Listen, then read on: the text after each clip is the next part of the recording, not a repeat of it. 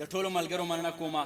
سالار صاحب کاکاجي ستاسو زمونږ د سوار صاحب چې څومره هم ښاغلي دي ډېر خوند یې وکړو او رښتیا خبره دا ده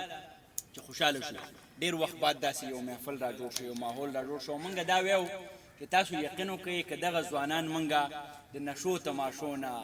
د نورو قصو نه بچ کوو تحفظو ته ورکوو نو داسې محفلونه پکار دي داسې غونډې پکار دي چېرته چې زمونږ علمي فکري فرهنګي تربیت کېږي هم د دغې سره به زه اجازت غواړم چې په ژوند کې